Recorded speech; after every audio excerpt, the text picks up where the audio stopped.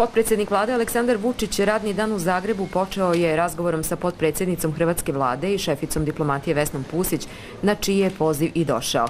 Zagreb i Beograd spremaju se za promene koje ekonomskoj saradnji neminovno od jula nameće Brisel, ali u tome pre svega vide nove mogućnosti za saradnju.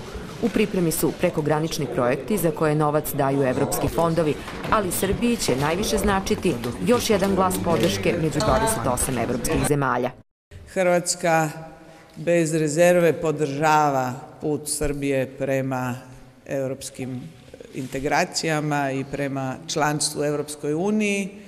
Stojimo na stanovištu da je apsolutno neophodno da Srbija u 6. mjesecu dobije datum, dakle kad se bude o tome odlučivalo, dobije datum za početak pregovora o svom članstvu u Europskoj uniji. Srbija i Hrvatska su ključne zemlje regiona i naš odnos predstavlja kičmu razvoja čitavog regiona i tu nema mnogo i mislim da ne treba da bude previše emocija.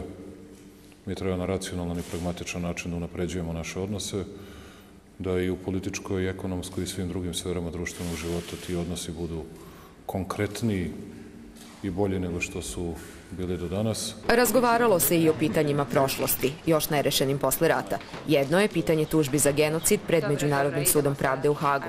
Drugo je pitanje na kome insistira Srbija, da se reše problemi stanarskog prava i penzija za Srbe izbegle iz Hrvatske. Pred nama su očito ozbiljni pomaci, što onda otvara i prostor za razgovor o mogućnosti povlačenja tužbi. Dakle, kada vidimo da se u pitanju nestalih bitno mičemo sa mjesta i približavamo rješavanju tog pitanja, onda smo i blizu toga da možemo razgovarati o povlačenju tužbi.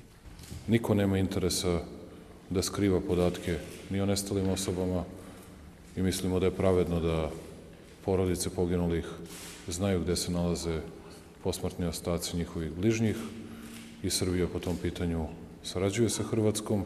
Potpredsjednik vlade Aleksandar Vučić sastao se sa celim državnim vrhom Hrvatske i sa premijerom Zoranom Milanovićem, ministrom odbrane Antom Kotromanovićem, Nevenom Mimicom, potpredsjednikom vlade, ali i budućim evropskim komesarom, a na kraju radne posete i sa predsjednikom Ivom Josipovićem.